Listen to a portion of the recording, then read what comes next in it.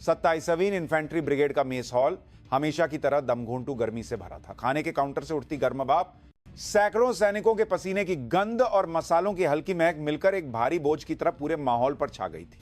दोपहर के भोजन के समय कोई उत्साह नहीं था। सबने मानो एक दूसरे से वादा कर लिया हो, सिर अपनी थालियों पर झुकाए हुए थे और केवल चम्मच और थाली के टकराने की आवाज ही यंत्रवत रूप से गूंज रही थी।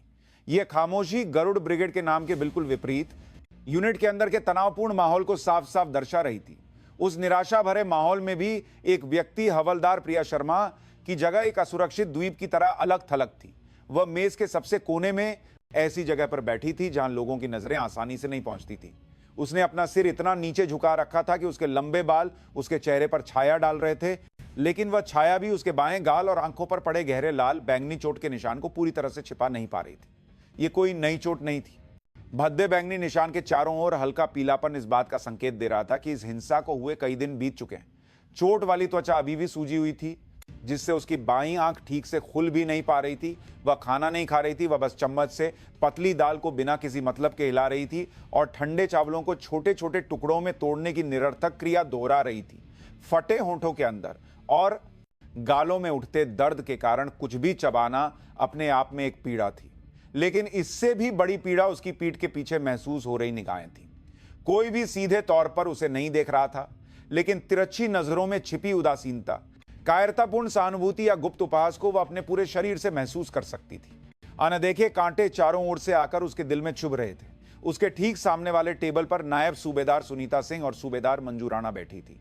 वे हवलदार प्रिया शर्मा से बिल्कुल विपरीत थी। वे बड़े चाव से खाना खा रही थी, जैसे अपनी जोरदार भूख का प्रदर्शन कर रही हों, और साथ ही आपस में कुछ गुप्त मजाक करके धीमी हंसी भी हंस रही थी। लेकिन उनकी हंसी मेज के भारी माहौल को भेद नहीं पा रही थी और केवल उनके आस पास ही चिपचिपी होकर मौडरा रही थी। खासकर नायब सूबेदार सुनीता सिंह मुंह में चावल ठूंसते हुए भी उसकी सांप जैसी नजरें एक पल के लिए भी हवलदार प्रिया शर्मा के सिर से नहीं हटी थी। यह एक शिकारी की जिद थी जो ये देख रहा हो कि घायल शिकार कहीं आखिरी बार छटपटा तो नहीं रहा। सूबेदार मंजू राणा उससे एक कदम और आगे थी। ऊपर से तो वो ऐसे दिखा रही थी जैसे उसका पूरा ध्यान सिर्फ खाने पर हो, लेकिन उसने नायब सूबेदार सुनीता सिंह की बेशर्म निगरानी को रोका नहीं और बीच बीच में हवलदार प्रिया शर्मा की ओर फेंकी गई उसकी तिरस्कार भरी नजरें नायब सूबेदार की हिंसा से भी गहरे और तीखे घाव छोड़ रही थी। हवलदार प्रिया शर्मा को सिर्फ उनकी मौजूदगी से ही घुटन हो रही थी। वह सिर्फ शारीरिक दर्द के कारण खाना नहीं निगल पा रही थी, ऐसा नहीं था। उनकी तीखी निगरानी में तो हवा का एक घूंट लेना भी मुश्किल था। वह सब कुछ छोड़कर यहां से भाग जाना चाहती थी, लेकिन वो ऐसा नहीं कर सकती थी। वो अच्छी तरह जानती थी कि यहां से भागने का मतलब है कि एक अकल्पनीय और बड़ी पीड़ा उसका इंतजार कर रही। वह केवल एक ही काम कर सकती थी, इस भयानक दोपहर के भोजन के समय के एक एक सेकंड के जल्दी खत्म होने की प्रार्थना करना। ठीक उसी समय मेज के प्रवेश द्वार की ओर से एक धीमी लेकिन स्पष्ट हलचल लहरों की तरफ फैलने लगी। मिलिट्री पुलिस के मेजर थे। मेजर विक्रम राठौड़ का आगमन हमेशा पूरी यूनिट में एक बर्फीला तनाव ले आता था। वह यूनिट के भीतर एक जीवित अनुशासन और चलता फिरता कानून थे। वह खाने के लिए नहीं आए थे। ऐसा लग रहा था कि वह निरीक्षण के साथ साथ मेज की साफ सफाई देखने आए हैं और अपनी पैनी नजरों से खाने के काउंटर और रसोई के अंदर का बारीकी से जायजा ले रहे थे। उनकी नजरें जहां जहां से गुजरती वहां सिपाही तो क्या, अफसर तक अपनी कमर सीधी कर लेते और चम्मच चलाने में अनावश्यक जोर लगाते। मेजर विक्रम राठौड़ यूं ही एक नजर देखकर बाहर जा सकते थे, लेकिन उनके कदम मेज के बीचों बीच आकर रुक गए। किसी चीज ने उनके तेज जासूसी इंस्टिंक्ट्स को बुरी तरह से झकझोर दिया था। उनकी नजरें अब रसोई या खाने के काउंटर की ओर नहीं थी। वे एक बिंदु है, वे जासूसी इंस्टिंक्ट्स को बुरी तरह से झकझोर दिया था, पर स्थिर हो गई थी और हिल भी नहीं रही थी। उनकी नजरों का निशाना मेज के सबसे कोने में छाया में खुद को छिपाने की कोशिश कर रही हवलदार प्रिया शर्मा थी। पहले तो उन्हें बस उसका सिर बहुत नीचे झुका हुआ दिखाई दिया, लेकिन सालों तक अपराध की गंध को सूंघने वाले उनके अंतर्ज्ञान ने चेतावनी दी कि यह मुद्रा सिर्फ थकान या किसी व्यक्तिगत चिंता का परिणाम नहीं है। माहौल अजीब था। उसके आसपास, खासकर उसके सामने बैठी दो वरिष्ठ महिला एनसीओज का व्यवहार अजीब तरह से अप्राकृतिक था। वे इतने स्वाभाविक दिखने की कोशिश कर रही थी कि यह सबसे भद्दा अभिनय लग रहा था। मेजर राठौड़ धीरे धीरे लेकिन बिना किसी हिचकिचाहट के उस ओर चल पड़े। उनके जूतों की टाइल के फर्श पर पड़ने वाली आवाज पूरे मेज में साफ साफ गूंज रही थी। टक टक। वह आवाज जैसे किसी बड़े तूफान के आने से पहले की शांति को भंग करने वाले दूत के कदमों की आहट थी जो सबके दिलों को जकड़ रही थी। खाना खा रहे सभी लोगों ने अनजाने में अपने चम्मच रोक दिए और सांसें थाम ली। मेजर विक्रम राठौड़ की भारी परछाई हवलदार प्रिया शर्मा की थाली पर पड़ी। उन्होंने बिना कुछ कहे कुछ देर उसे नीचे देखा। हवलदार प्रिया शर्मा को लगा जैसे सिर्फ उस परछाई से ही उसके शरीर का सारा खून ठंडा पड़ गया हो। कृपया कृपया बस चले जाइए, वह मन ही मन अनगिनत बार दोहराती रही, लेकिन उनकी उपस्थिति का बोझ उसे और भी भारी महसूस हो रहा था। अंत में एक धीमी लेकिन शक्तिशाली आवाज ने खामोशी को तोड़ा। हवलदार। उस एक शब्द से हवलदार प्रिया शर्मा के कंधे पत्थर की तरह सख्त हो गए। सामने बैठी नायब सूबेदार सुनीता सिंह और सूबेदार मंजू राणा के चम्मच भी एक पल के लिए रुक गए। मेज के अंदर का सारा शोर जैसे गायब हो गया। केवल मेजर विक्रम राठौड़ के अगले शब्द का इंतजार करती हुई दमघुंटू खामोशी बाकी थी। यह एक विशाल बारूद के ढेर की बत्ती में आखिरकार एक छोटी सी चिंगारी के लगने का क्षण था। हवलदार, अपना चेहरा ऊपर करो। मेजर विक्रम राठौड़ की आवाज एक आदेश थी, लेकिन उसमें जबरदस्ती से ज्यादा एक पैनी जिज्ञासा थी। हवलदार प्रिया शर्मा ने सोचा कि काश वह इसी जगह पर बेहोश हो जाए। वह अपना सिर नहीं उठा सकती थी। सिर उठाते ही वह सब कुछ सामने आ जाता जिसे वह डेज़ेस्पेरेमेंट छिपा रही थी। इस अपमानजनक हिंसा के निशान और अपनी दयनीय शक्ल को यूनिट के सबसे सख्त मिलिट्री पुलिस मेजर को दिखाने का विचार उसे मरने से भी बदतर लग रहा था। उसे लगा जैसे सामने बैठी नायब सूबेदार सुनीता सिंह और सूबेदार मंजू राणा की खामोश जानलेवा नजरें उसकी पीठ पर चुभ रही। क्या तुम शिकायत करने की हिम्मत करोगी? उनकी आंखें यही कह रही थी। लेकिन मेजर विक्रम राठौड़ पीछे हटने के मूड में नहीं लग रहे थे। उन्होंने थोड़ा झुककर, जैसे जबरदस्ती ही सही, उसका चेहरा देखने की कोशिश की। उनकी जिद के आगे हवलदार प्रिया शर्मा और टिक नहीं सकी। उसने धीरे धीरे, बहुत धीरे धीरे, जैसे दशकों से न चली हो ऐसी मशीन की तरह अपना सिर उठाया। अंत में जब चेहरा सामने आया तो उसके बालों की छाया में छिपे घावों की असलियत मेजर राठौड़ की उम्मीदों से कहीं ज्यादा भयानक थी। नीला काला पड़ा बायां गाल, सूजी हुई आंखें और ध्यान से देखने पर थोड़ा फटा हुआ होंठ जिस पर खून जम गया था। यह निश्चित रूप से ट्रेनिंग के दौरान लगने वाली सम्मानजनक चोट नहीं थी। अगर ट्रेनिंग के दौरान चोट लगी होती तो चेहरे पर इतनी गहरी अपमान और उदासी नहीं होती। यह स्पष्ट रूप से हिंसा का निशान था और पीड़ित की आत्मा पर लगा एक अमिट कलंक था। मेजर विक्रम राठौड़ के माथे पर बल पड़ गए। उनकी आंखों में एक पल के लिए तेज चाकू जैसी चमक कौंध गई। तुम्हारे चेहरे का यह हाल कैसे हुआ? उनकी आवाज पहले से भी एक सुर नीचे थी। उसमें अब केवल सवाल नहीं बल्कि गुस्से की शुरुआत गूंज रही थी। यह ट्रेनिंग के दौरान लगी चोट तो नहीं लगती। यह एक वाक्य आखिरी ट्रिगर था। हवलदार प्रिया शर्मा के अंदर जबरदस्ती दबाकर रखी गई भावनाओं का बांध टूट गया। पिछले कुछ दिनों, नहीं कुछ महीनों से जमा हुआ दुख, गुस्सा, अन्याय और अपमान एक साथ फूट पड़ा। वह कोई जवाब नहीं दे सकी। बस उसकी चोटिल आंख से अनजाने में ही गर्म आंसू की एक बूंद टपककर थाली पर फैल गई। एक बार शुरू हुए आंसू बेकाबू होकर बहने लगे। बिना कोई आवाज किए, बस अपने कंधों को हल्के हल्के हिलाकर रोती हुई उसकी छवि ने मेज में मौजूद सभी की नजरों को अपनी ओर खींच लिया। ठीक उसी पल एक अजीब श्रृंखलाबद्ध प्रतिक्रिया हुई। जैसे ही हवलदार प्रिया शर्मा ने रोना शुरू किया, उसके सामने बैठी नायब सूबेदार सुनीता सिंह और सूबेदार मंजू राणा के चेहरे सफेद पड़ने लगे। नायब सूबेदार सिंह ने अनजाने में अपना चम्मच थाली पर गिरा दिया, जिससे झन की आवाज हुई। सूबेदार राणा ने शांत रहने की बहुत कोशिश की, लेकिन उसका कांपता हुआ जबड़ा और पीले पड़ चुके होंठ उसकी घबराहट को छिपा नहीं सके। दोनों ने जैसे किसी जाल में फांसे जंगली जानवर की तरह अपनी अत्यधिक चिंता और भय को उजागर कर दिया। आसपास का माहौल पल भर में सर्द हो गया। दूसरे टेबलों पर बैठे सिपाहियों और अफसरों ने भी अब समझ लिया था कि स्थिति बहुत गंभीर है। यह कोई साधारण डांट फटकार का मामला नहीं था। एक चोटिल महिला, हवलदार, उसका बेकाबू रोना और दो वरिष्ठ एनसीओज के सफेद पड़े चेहरे, इन तीनों तत्वों से बनी तस्वीर एक बहुत ही स्पष्ट सच्चाई की ओर इशारा कर रही थी। मेजर विक्रम राठौड़ ने अपनी जानवर जैसी प्रवृत्ति से इस सारे माहौल के बदलाव को पल भर में पढ़ लिया। उनकी नजरें रोती हुई हवलदार प्रिया शर्मा से हटकर कांपती हुई नायब सूबेदार सुनीता सिंह और सूबेदार मंजू राणा की ओर गईं। उस नजर में ठंडी घृणा और दहकता हुआ गुस्सा था। उन्होंने फैसला किया कि इस सार्वजनिक स्थान पर और हंगामा करने की जरूरत नहीं है। महत्वपूर्ण यह था कि पीड़ित की रक्षा की जाए और सच्चाई का सही सही पता लगाया जाए। उन्होंने कांपती हुई हवलदार प्रिया शर्मा के कंधे पर धीरे से अपना हाथ रखा।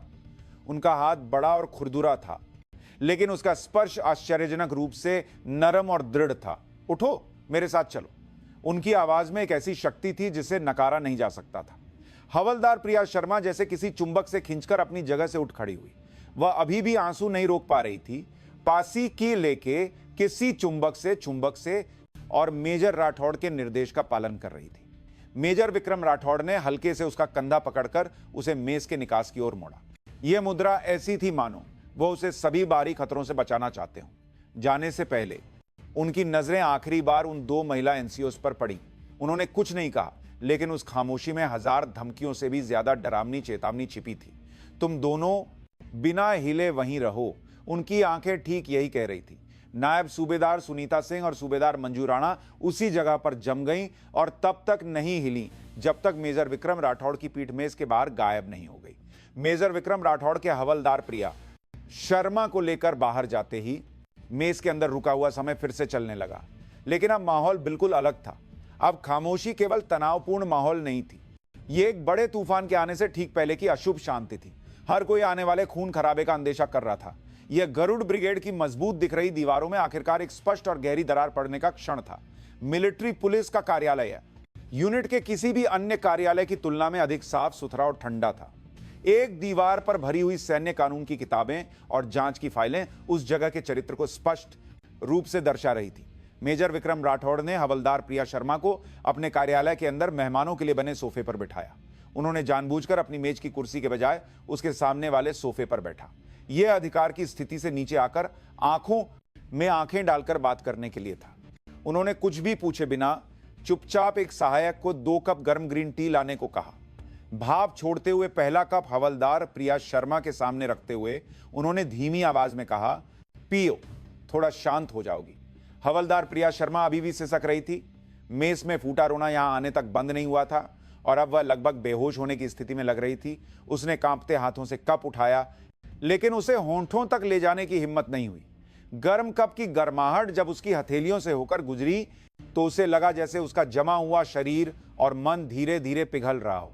क्या यह उस गर्माहट के कारण था या इस राहत के कारण कि कोई उसकी कहानी सुनने वाला मिल गया है? उसकी सिसकियां धीरे धीरे कम होने लगीं। मेजर विक्रम राठौड़ ने धैर्यपूर्वक उसके शांत होने का इंतजार किया। उन्होंने उसे न तो डांटा और न ही जल्दी करने को कहा। वह अपने लंबे अनुभव से जानते थे कि ऐसे मामलों में सबसे महत्वपूर्ण चीज पीड़ित का दिल जीतना है और उसके लिए उसे पूर्ण सुरक्षा और विश्वास का एहसास कराना जरूरी है। काफी समय बाद हवलदार प्रिया शर्मा के कंधों का हिलना बंद हो गया। उसने अपनी गीली आस्तीन से आंखें पोंछी और धीरे से सिसकी। तब मेजर राठौड़ ने धीरे से बोलना शुरू किया, अब बता सकती हो क्या हुआ था? और उनकी आवाज किसी पूछताछ करने वाले जांच अधिकारी की नहीं थी। यह किसी घायल व्यक्ति की कहानी सुनने वाले डॉक्टर की आवाज जैसी थी। हवलदार प्रिया शर्मा कुछ देर हिचकिचाई। वह अपने होंठ चबा रही थी लेकिन कुछ कह नहीं पा रही थी। उन सभी घटनाओं को फिर से अपनी जुबान पर लाना उन भयानक यादों को फिर से जीने जैसा था। साथ ही उसे यह भी डर था कि अपने सीनियर्स पर आरोप लगाने का क्या नतीजा होगा। वह सैन्य संगठन की कार्यप्रणाली को किसी से भी बेहतर जानती थी, इसलिए उसे इस बात का डर था कि उस पर संगठन में तालमेल न बिठा पाने वाले के रूप में ठप्पा लगा दिया जाएगा। उसकी हिचकिचाहट को भांपकर मेजर राठौड़ ने फिर कहा, हवलदार प्रिया शर्मा, यह मिलिट्री पुलिस कमांडर का कार्यालय है। अब से इस कमरे में कही गई हर बात पूरी तरह से सुरक्षित रहेगी और तुम चाहे जो भी कहो, मैं हर चीज का मूल्यांकन और कार्रवाई पूरी तरह से तुम्हारे पक्ष में रहकर करूंगा। यह मैं अपने पद और रैंक की शपथ लेकर वादा करता हूं। उनके दृढ़ और सच्चे वादे से हवलदार प्रिया शर्मा की आंखों में हलचल हुई। उसने अपना सिर उठाकर पहली बार मेजर विक्रम राठौड़ की आंखों में सीधे देखा। उनकी आंखों में कोई पूर्वाग्रह या संदेह नहीं था, केवल सच्चाई जानने की दृढ़ इच्छा और उसकी रक्षा करने की एक मजबूत जिम्मेदारी की भावना थी। अंत में उसका मुंह खुला। शुरुआत में यह छोटी मोटी बदमाशी थी, आवाज बैठी हुई थी और बमुश्किल सुनाई दे रही थी, लेकिन उस धीमी आवाज में उसने नरक जैसे समय को एक एक करके बताना शुरू कर दिया। उसने बताया कि जिस दिन से वह गरुड़ ब्रिगेड में आई थी उसी दिन से नायब सूबेदार सुनीता सिंह और सूबेदार मंजू राणा की बदमाशी शुरू हो गई थी। शुरुआत में वे उसे काम नहीं सिखाती थीं या जानबूझकर गलत जानकारी देकर गलतियां करवाती थीं और सार्वजनिक रूप से उसे शर्मिंदा करती थीं। वे उसे दूसरे एनसीओस के साथ घुलने मिलने से रोकने के लिए चालाकी से फूट डालती थीं और खाने या आराम के समय में भी निजी काम करवाकर उसे अलग थलग कर देती थी। जब भी मैं थोड़ा हंसती या अपने साथियों के साथ खुशी से बात करती दिखती तो उस रात मुझे निश्चित रूप से अलग बुलाया जाता था। इस तरह शुरू हुई बदमाशी समय के साथ और भी साहसी और हिंसक होती गई। पहले यह मौखिक हिंसा थी, व्यक्तिगत हमले, माता पिता के लिए गालियां और एक महिला के रूप में असहनीय यौन अपमान। उन्होंने उसकी हर चीज को नकारा और नीचा दिखाया और उसके आत्मसम्मान को पूरी तरह से खत्म कर दिया। और अंत में मारपीट शुरू हो गई। शुरुआत में यह कंधे पर जोर से धक्का देना या सिर पर हल्के से मारना जैसे मामूली स्तर पर था, लेकिन जब हवलदार प्रिया शर्मा ने कोई विरोध नहीं किया और डरी हुई दिखी तो उनकी हिंसा और भी बढ़ गई। गोदाम, सुनसान चौकी और यहां तक कि महिला बैरक के अंदर भी मारपीट होती थी। चेहरे पर चोट 3 रात पहले लगी थी। एक छोटी सी काम की गलती को लेकर सूबेदार मंजू राणा ने उसके बाल पकड़कर उसे दीवार से टकरा दिया था और नायब सूबेदार सुनीता सिंह ने मुक्कों से उसके चेहरे पर वार किया था। इतना दर्द हो रहा था कि मैं चीख भी नहीं सकी। बस यही सोच रही थी कि काश मैं यहीं मर जाऊं। कहानी सुनाते हुए हवलदार प्रिया शर्मा कई बार रुकी और फूट फूट कर रोई। उसका कबूलनामा केवल एक हमले का बयान नहीं था, यह एक इंसान की आत्मा को कैसे व्यवस्थित रूप से नष्ट किया गया, इसका एक दर्दनाक रिकॉर्ड था। उन्होंने सिर्फ हवलदार प्रिया शर्मा को मारा ही नहीं था, उन्होंने उसे पूरी तरह से अलग थलग कर दिया, उसके आत्मसम्मान को कुचल दिया और उसे खुद को एक बेकार इंसान मानने पर मजबूर कर दिया। यूनिट के बाकी लोग इस बारे में थोड़ा बहुत जानते थे, लेकिन किसी ने भी आगे आने की हिम्मत नहीं की। नायब सूबेदार सिंह और सूबेदार राणा यूनिट की महिला सैनिकों के बीच एक पूर्ण शक्ति थी और उनसे दुश्मनी मोल लेने का मतलब था कि अगला निशाना वे खुद हो सकते हैं। खामोशी के इस गठजोड़ ने उसे और भी गहरे नरक में धकेल दिया था। मेजर विक्रम राठौड़ ने चुपचाप सब कुछ सुना। उनका चेहरा और भी सख्त होता गया और उनके मुट्ठी भींचे हुए हाथों पर नसें साफ साफ उभर आईं। जब कहानी खत्म हुई तो उनकी आंखों में ठंडे गुस्से की आग जल रही थी। यह कोई साधारण अवज्ञा या मारपीट का मामला नहीं था। यह सेना जैसे विशेष संगठन के भीतर मानव गरिमा को खत्म करने का एक भयानक अपराध था। वह अपनी जगह से उठे और खिड़की के पास चले गए।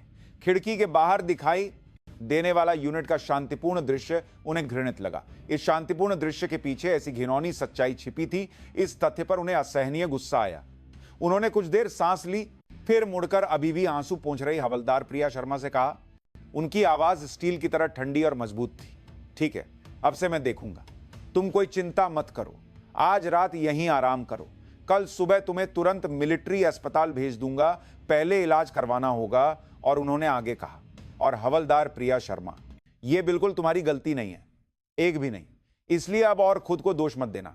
ये वे शब्द थे जो हवलदार प्रिया शर्मा पिछले कुछ महीनों से सबसे ज्यादा सुनना चाहती थी। उसने एक बार फिर गर्म आंसू बहाए, लेकिन इस बार ये आंसू निराशा के नहीं थे। ये एक लंबी अंधेरी सुरंग के अंत में आखिरकार एक धुंधली सी रोशनी देखने के आंसू थे, मोक्ष के आंसू। हवलदार प्रिया शर्मा को एक सहायक को सौंपकर मिलिट्री पुलिस के एक सुरक्षित कमरे में आराम करने की व्यवस्था करने के बाद मेजर विक्रम राठौड़ अपने कार्यालय में लौट आए। दरवाजा बंद होते ही उनके चेहरे पर बची खुची गर्मी भी पूरी तरह से गायब हो गई। उनके अंदर उबल रहा गुस्सा आखिरकार एक बेलगाम जानवर की तरफ फूट पड़ा। उन्होंने अपनी मुट्ठी से अपनी मजबूत लकड़ी की मेज पर जोर से मारा, धम्म की भारी आवाज के साथ मेज पर रखे। फाइलें और कलम हवा में उछल पड़े। उनकी आंखें गुस्से से लाल हो गई थी। कमीनी, उनके मुंह से गंदी गाली निकली। यह उन लोगों के प्रति असहनीय घृणा और गुस्सा था जिन्होंने एक सैनिक के सम्मान, भाईचारे, उन सभी पवित्र मूल्यों को अपने गंदे जूतों से कुचल दिया था। एक युवा सैनिक के शरीर और आत्मा को इतनी बेरहमी से नष्ट करने के बाद मेज में वे ऐसे खाना खा रही थीं और हौंस रही थीं जैसे कुछ हुआ ही ना हो। यह दृश्य उनकी आंखों के सामने आते ही उन्हें घिन आने लगी। डिवीजन कमांडर को रिपोर्ट करना औपचारिक प्रक्रिया थी, लेकिन मेजर विक्रम राठौड़ ने उस प्रक्रिया को कुछ समय के लिए टालने का फैसला किया। यह मामला केवल रिपोर्टिंग और अनुशासनात्मक समिति के माध्यम से समय बर्बाद करने वाला नहीं था। इस तरह के कैंसर कोशिकाओं को मिलते ही सबसे तेज और सबसे शक्तिशाली तरीके से निकालना पड़ता है। अधूरी प्रक्रियाएं और नरमी एक और पीड़ित को जन्म देंगी और पूरी सेना के अनुशासन को खा जाएंगी। इसके अलावा रिपोर्टिंग प्रक्रिया के दौरान अपराधियों को सबूत नष्ट करने या कहानी गढ़ने का समय मिल सकता था। उनके पास मिलिट्री पुलिस कमांडर के रूप में दी गई अपार शक्तियां थी, न्यायिक पुलिस शक्तियों के आधार पर मौके पर गिरफ्तारी और जांच का अधिकार। उन्होंने आज उस अधिकार का अधिकतम उपयोग करने का फैसला किया। यह केवल एक जांच नहीं थी, यह 27वीं ब्रिगेड, उस गरुड़ ब्रिगेड नामक जगह पर फैले भ्रष्टाचार पर एक आपातकालीन सर्जिकल स्ट्राइक थी। उन्होंने इंटरकॉम का रिसीवर उठाया। इन्वेस्टिगेशन हेड, तुरंत मेरे कमरे में आओ। इन्वेस्टिगेशन टीम 1 को 10 मिनट के अंदर पूरी तरह से हथियारबंद होकर तैयार रहने को कहो। असली गोलियां दी जाएंगी, यह कोई ड्रिल नहीं है। उनकी आवाज बर्फ की तरह ठंडी और दृढ़ थी। रिसीवर के दूसरी तरफ इन्वेस्टिगेशन हेड ने एक पल के लिए सांस रोकी, लेकिन फिर जी सर की जोरदार आवाज आई। पूरी मिलिट्री पुलिस में अलर्ट जारी हो गया।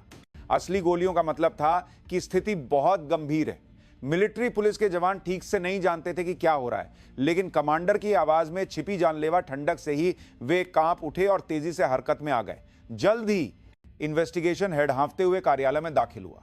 वह एक अनुभवी जांच अधिकारी था, लेकिन मेजर विक्रम राठौड़ के चेहरे पर छाए गुस्से को देखकर उसने अनजाने में ही सूखी थूक निकली। सर, क्या हुआ है? बैठो, एक काम है जिसे तुम्हें खुद संभालना होगा। मेजर राठौड़ ने हवलदार प्रिया शर्मा से सुनी बातों को संक्षेप में लेकिन सटीक रूप से बताया। अपराधियों की पहचान, हमले की गंभीरता और वर्तमान स्थिति। इन्वेस्टिगेशन हेड का चेहरा भी सख्त हो गया। इंसान के नाम पर कलंक हैं ये लोग, इंसान नहीं हैं, इसीलिए जानवरों को पकड़ने के तरीके से निपटा जाएगा। मेजर विक्रम राठौड़ ने ऑपरेशन की योजना बनानी शुरू कर दी। उनका दिमाग ठंडा और तेजी से काम कर रहा था। अभी तुरंत इन्वेस्टिगेशन टीम 1 को लेकर 27वीं ब्रिगेड जाओ और नायब सूबेदार सुनीता सिंह, सूबेदार मंजू राणा, उन दोनों कमीनों को मौके पर ही गिरफ्तार करो। आरोप होंगे विशेष हमला, पद का दुरुपयोग, क्रूरता। वारंट की जिम्मेदारी मेरी है, बाद में जारी करवा लेंगे। जी सर। गिरफ्तारी के समय बिल्कुल चुपचाप मत करना, ऐसा करो कि पूरी यूनिट के लोग देख सकें। मुझे नहीं पता कि वे आमतौर पर कितनी बड़ी शक्ति का इस्तेमाल करती हैं, लेकिन उन्हें यह दिखाना होगा कि वे कानून से ऊपर नहीं हैं। यह सार्वजनिक रूप से उन्हें शर्मिंदा करने का एक निर्देश था, यह दिखाने के लिए कि अपराधियों का अधिकार कितना कमजोर और खोखला था, और चुप रहकर सहमति देने वाले दर्शकों को भी एक सबक सिखाने के लिए था। गिरफ्तारी के बाद दोनों को तुरंत अलग करके मिलिट्री पुलिस की कोठरी में सीधे ले जाओ। किसी भी बाहरी संपर्क की अनुमति नहीं होगी। वकील वह बाद में सोचेंगे। अभी पूरी तरह से अलगाव प्राथमिकता है। उन्हें सीधे कोठरी में भेज दें। इन्वेस्टिगेशन हेड ने सावधानी से पूछा, क्योंकि आमतौर पर विचाराधीन कैदियों को जांच कक्ष में रखा जाता था, न कि कोठरी में। हां, कोठरी के एकांत सेल में डाल दो। उन्हें यह महसूस कराओ कि अब उनके सारे विशेषाधिकार खत्म हो गए। मेजर विक्रम राठौड़ के निर्देश जारी रहे और इन्वेस्टिगेशन टीम 2 मेरे साथ चलेगी। मैं अभी 27वीं ब्रिगेड के कमांडिंग ऑफिसर से मिलूंगा। पूरी यूनिट की तलाशी और जांच होगी। सुनीता सिंह और मंजू राणा के व्यक्तिगत लॉकर, कार्यालय, डेस्क, मोबाइल फोन, सब कुछ जब्त कर लो। अतिरिक्त आपराधिक सबूत और साथियों को खोजना होगा। खासकर यह पता लगाना महत्वपूर्ण है कि क्या कोई और पीड़ित है। उन्हें पहले से ही यकीन था कि यह मामला यहीं खत्म नहीं होगा। इस तरह का दुर्व्यवहार निश्चित रूप से अन्य पीड़ितों या दर्शकों को जन्म देता है। अगर इसे जड़ से नहीं उखाड़ा गया तो यह किसी दिन फिर से पनपेगा। जी सर। इन्वेस्टिगेशन हेड ने सलाम किया और मुड़ने लगा। तभी मेजर राठौड़ ने आखिरी बात कही। हेड, अगर मौके पर कोई भी, चाहे उसका रैंक कुछ भी हो, जांच में बाधा डालता या सहयोग नहीं करता है तो बिना किसी हिचकिचाहट के उसे मौके पर ही गिरफ्तार कर लेना। सारी जिम्मेदारी मेरी होगी, समझे? याद रखूंगा सर। इन्वेस्टिगेशन हेड के कमरे से बाहर जाने के बाद मेजर विक्रम राठौड़ ने कुछ देर खिड़की से बाहर देखते हुए गहरी सांस ली। उनके सीने में दहाड़ता हुआ गुस्सा एक ठंडे संकल्प में बदल रहा था। वह अब शिकार शुरू करने वाला एक बाघ था, एक निर्दयी और अड्डाव करने वाला शिकारी जो अपने क्षेत्र में हुए अन्याय को कभी बर्दाश्त नहीं करता। उसका लक्ष्य केवल 2 अपराधियों को सजा देना नहीं था। यह सेना के नाम पर छिपकर कमजोरों को कुचलने वाली सभी कुरीतियों और बुरी आदतों के खिलाफ एक युद्ध की घोषणा थी। आज रात उसकी दहाड़ गरुड़ ब्रिगेड को पूरी तरह से हिला देगी और सड़े हुए घाव को बिना किसी निशान के निकाल फेंकेगी। शाम की धुंधलका जब गरुड़ ब्रिगेड को धीरे धीरे अपनी आगोश में ले रहा था, शाम की रोल कॉल की तैयारी के शांतिपूर्ण समय की खामोशी अचानक फट पड़ी। यूनिट के मुख्य द्वार से गुजरी मिलिट्री पुलिस की 2 गाड़ियां तेज आवाज करती हुई परेड ग्राउंड को पार करके बैरक की इमारत के सामने तेजी से रुकी। एमपीपी लिखे हुए वाहन 2 ताक काकी आप गिए 2 ताक की कापिये से पूरी तरह से हथियारबंद मिलिट्री पुलिस के जवान एक साथ बाहर निकले। उनके हाथों में राइफलें थीं और उनके चेहरों पर कोई भावना नहीं पढ़ी जा सकती थी, केवल कठोरता थी। मिलिट्री पुलिस का अचानक आना पूरी यूनिट को सदमे और भ्रम में डाल गया। शाम की तैयारी कर रहे सिपाही अपनी हरकतें रोककर जम गए और स्थिति को समझने के लिए बाहर आए ड्यूटी ऑफिसर और अन्य अधिकारी भी अपनी घबराहट नहीं छिपा सके। यह कोई सामान्य गश्त या निरीक्षण नहीं था। हथियारबंद मिलिट्री पुलिस का इस तरह तेजी से और डरावने तरीके से हरकत करना मतलब था कि या तो कोई भगोड़ा हुआ है या यूनिट में कोई बहुत बड़ी घटना हुई है। इन्वेस्टिगेशन हेड के नेतृत्व में मिलिट्री पुलिस के जवान बिना किसी हिचकिचाहट के महिला बैरक की ओर बढ़े। उनका लक्ष्य स्पष्ट था, नायब सूबेदार सुनीता सिंह और सूबेदार मंजू राणा। उस समय नायब सूबेदार सिंह और सूबेदार राणा अपने कमरे में बेचैनी से समय काट रही थी। दोपहर के भोजन के बाद जब मिलिट्री पुलिस के मेजर विक्रम राठौड़ हवलदार प्रिया शर्मा को लेकर गायब हो गए थे, तब से वे शदीद चिंता में थीं। क्या प्रिया ने सब कुछ बता दिया होगा तो हमारा क्या होगा? हर तरह के बुरे विचार उनके दिमाग में घूम रहे थे, लेकिन एक तरफ उन्हें यह भी लग रहा था कि शायद ऐसा न हो। एक हवलदार क्या कर लेगी? उसे समझा बुझाकर वापस भेज देंगे। हम अपने स्तर पर मामले को चुपचाप दबा देंगे। वे मानती थीं कि सेना की बंद व्यवस्था और आदेश की संस्कृति उन्हें बचा लेगी। ठीक उसी पल धड़ाम कमरे का दरवाजा जोर से खुला और सामने ठंडे चेहरे वाले इन्वेस्टिगेशन हेड और उसके पीछे खड़े हथियारबंद मिलिट्री पुलिस के जवान थे। सुनीता और मंजू अपनी जगह से उछल पड़ी। उनके चेहरे से खून गायब होने में 1 सेकंड भी नहीं लगा। तुम लोग कौन सेकंड आरे वाले पारी हो? यह महिला बैरक है, अंदर कैसे घुसाए? सूबेदार मंजू राणा ने सहज रूप से चिल्लाया, लेकिन इन्वेस्टिगेशन हेड ने बिना पलक झपकाए ठंडी आवाज में कहा, नायब सूबेदार सुनीता सिंह, सूबेदार मंजू राणा। उसने दोनों के नाम स्पष्ट रूप से पुकारे और अपनी जेब से गिरफ्तारी वारंट दिखाने से पहले ही घोषणा की। आप दोनों को विशेष हमले, पद के दुरुपयोग और क्रूरता के आरोप में इसी समय तत्काल गिरफ्तार किया जाता है। आप वकील रख सकती हैं, चुप रहने का अधिकार है और आपका हर बयान अदालत में आपके खिलाफ इस्तेमाल किया जा सकता है। मिरांडा राइट सुनाए जाने के पल दोनों की दुनिया ढह गई। सूबेदार मंजू राणा ने सच्चाई को नकारने की कोशिश में चीख मारी, यह क्या बकवास है? हमने क्या गलत किया है? कोई सबूत है? हमने कुछ नहीं किया। प्रिया, वह लड़की झूठ बोल रही है।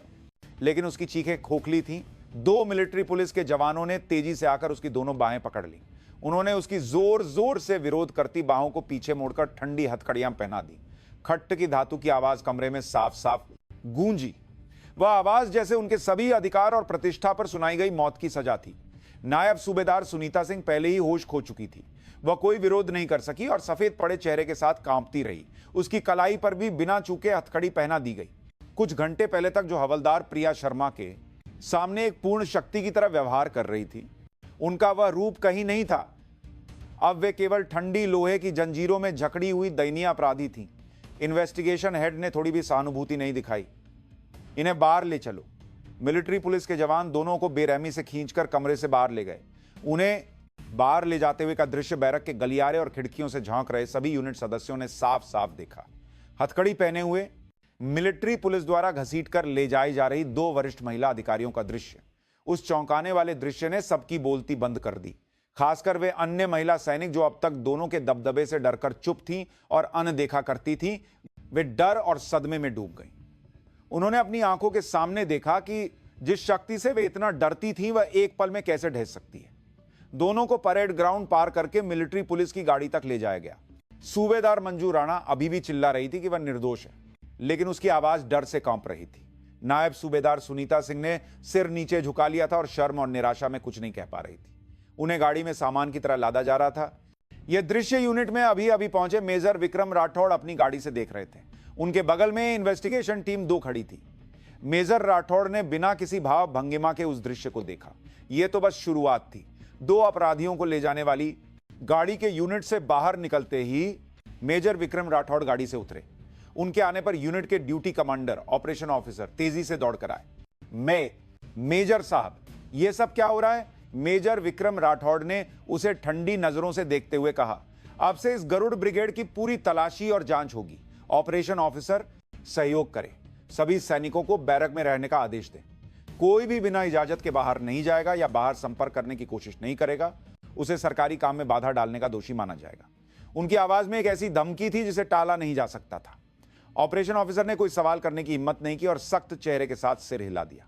मेजर विक्रम राठौड़ के नेतृत्व में इन्वेस्टिगेशन टीम 2 ने तुरंत नायब सूबेदार सुनीता सिंह और सूबेदार मंजू राणा के कमरों, कार्यालयों, डेस्कों और व्यक्तिगत लॉकरों की तलाशी शुरू कर दी। पीली टेप लगा दी गई और मिलिट्री पुलिस की पैनी नजरें यूनिट के सबसे गुप्त कोनों तक पहुंचने लगी। न्याय शुरू हो चुका था और उस न्याय की तलवार केवल 2 अपराधियों को काटने तक सीमित नहीं थी, बल्कि इस यूनिट में फैले मौन, उदासीनता और कुरीतियों की जड़ों तक पहुंच रही थी। गरुड़ ब्रिगेड अब तक के सबसे बड़े तूफान की आंख में खिंची जा रही थी। अपराधियों के जाने के बाद गरुड़ ब्रिगेड में एक बड़े तूफान के गुजर जाने के बाद जैसे भ्रम और खामोशी का मलबा ही बचा था। मिलिट्री पुलिस के जवान देर रात तक यूनिट के चप्पे चप्पे को खंगालते रहे। जब्त किए गए कंप्यूटर, दस्तावेज और मोबाइल फोन बक्सों में भरकर ले जाए गए और यूनिट के सदस्य बैरकों में लगभग कैद की स्थिति में डर से कांपते रहे। किसी ने भी मुंह खोलने की हिम्मत नहीं की और सब एक दूसरे की आंखों में देखते हुए सांसें रोके हुए थे। अगली सुबह मेजर विक्रम राठौड़ ने यूनिट के परेड ग्राउंड पर सभी सदस्यों को इकट्ठा किया। सिपाही तो क्या, सभी अधिकारी भी शामिल थे। कोई अपवाद नहीं था।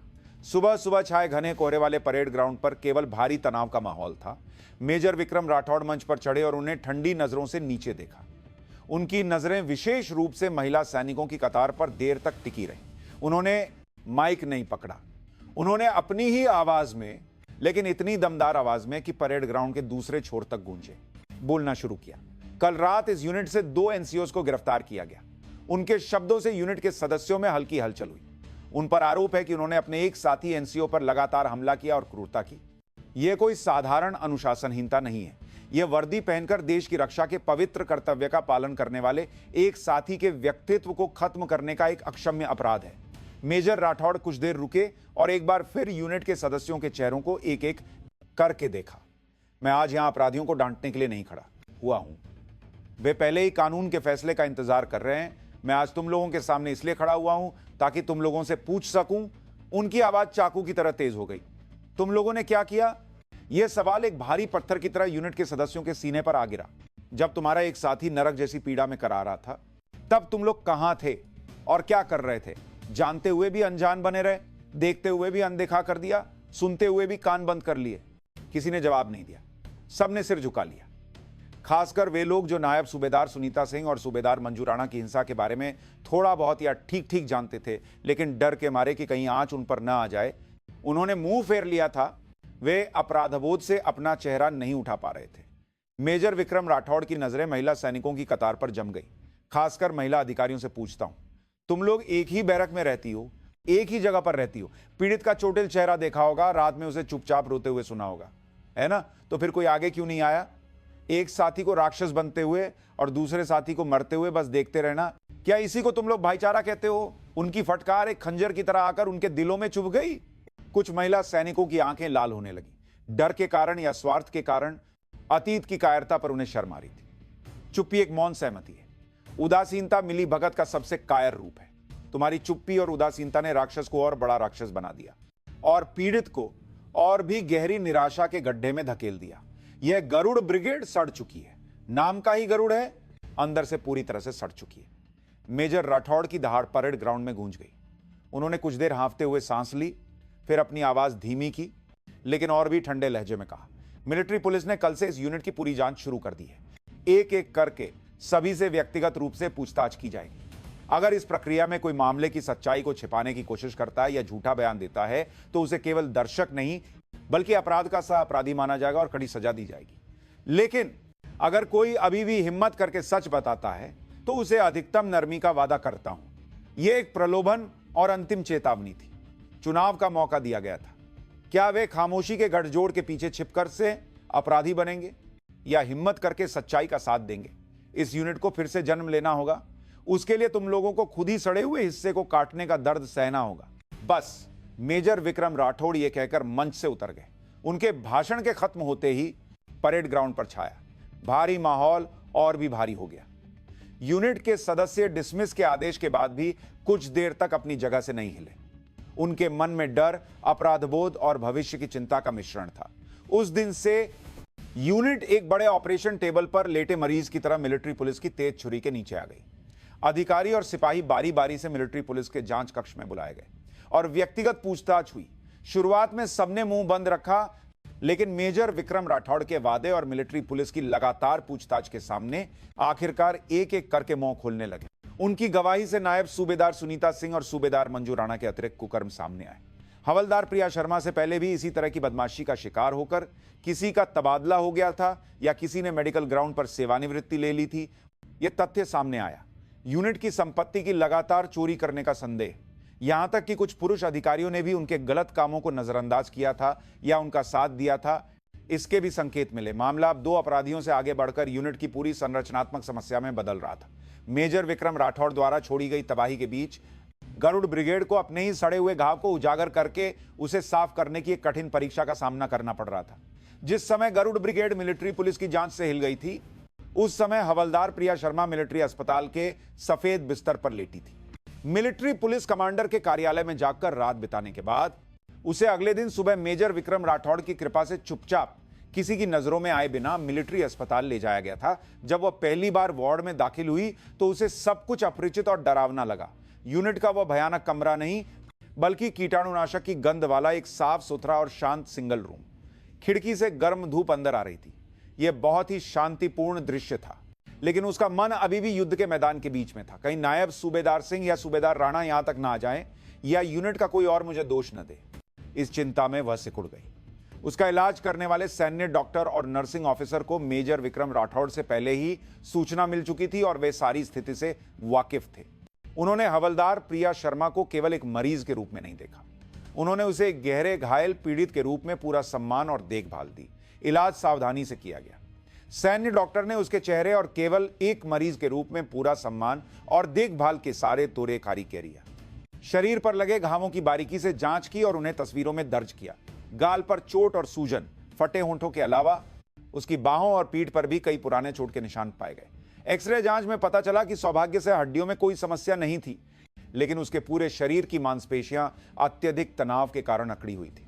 शारीरिक घाव समय के साथ भर जाएंगे। दवा ठीक से लेना और पूरा आराम करना तो सब ठीक हो जाएगा, सैन्य डॉक्टर ने चार्ट को ठीक करते हुए नरमी से कहा। फिर उसने कुछ देर के लिए पेन नीचे रखा और उसकी आंखों में देखते हुए कहा, लेकिन मन के घाव अलग हो सकते हैं, क्या तुम्हें रात में ठीक से नींद आती है? इस एक सवाल पर हवलदार प्रिया शर्मा लगभग टूट ही गई थी। पिछले कुछ महीनों में उसने एक भी रात चैन से नहीं सोई थी। उसे हमेशा डर रहता था कि कब उसे बुला लिया जाएगा, इसलिए वह हमेशा कच्ची नींद सोती थी और बुरे सपनों से परेशान रहती थी।